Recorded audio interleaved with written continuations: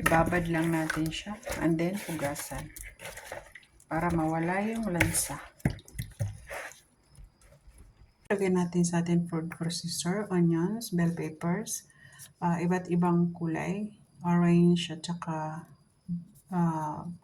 red and green. And then meron tayong Maggi cube, lemon, parsley, coriander at saka dill.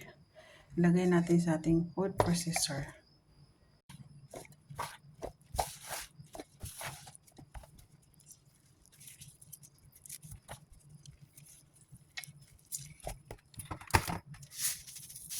Ano yung aking isda, hinugasan ko na siya. And then, lagay natin itong ating, i-marinate natin siya ng mga 30 minutes.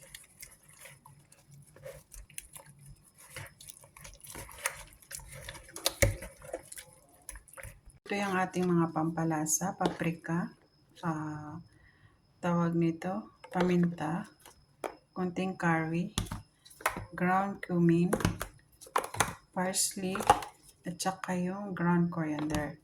Tag-isang kutsarita lang ang ilagay natin.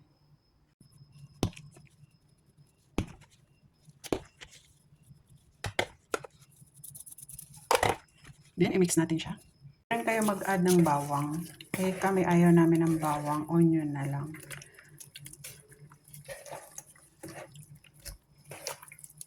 Mamaya na natin ito piprituhin. Takpan lang natin siya mga 1 hour o kaya 30 minutes. Then, meron tayong tag-6 na kutsara ng flour, 6 na kutsara, and then maglagay tayo ng 2 kutsarang cornstarch.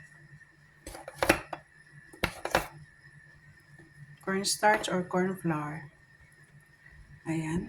So, timplahan natin siya ng asin, paminta, ng cumin, ng coriander. Kung anong tinimpla natin dito sa ating isda, ayan, yun din ang itimpla natin dito. Ito yung ating mga pampalasa, paprika, ground coriander, ground pepper, ground cumin, curry, at saka parsley. Ito yun. Mix natin siya dyan. Ganito lang po siya. 1 cup and 1/4 ang tubig. Ayan. So, ito naman, mix lang natin siya ng ganun. So, mag-umpisa na tayo na marinate na siya ng 1 oras. Lagay natin siya dito sa ating wet flour o basa na flour. And then, lagay natin siya dito. Ganun lang mga day. And then, iprito na natin siya. Pot ko na siya lahat ng ng flour. Ito naman yung ating shrimp. Iprito ko na lang yung mga yan. Ito na lang ang patatas. Yung ating mga plato na nalagyan ng isda at saka shrimp at saka patatas. O diba? Naka-ready na. So now, okay na ang ating patatas. Sunod ko na rin yung ating shrimp. Mabilis din po maluto. So yun na po yung ating shrimp. Luto na siya. Isunod na natin yung ating isda. Yung ating isda. Balik pa rin na lang natin siya. So, yun na yung ating isda. Paluto na siya. So, diba?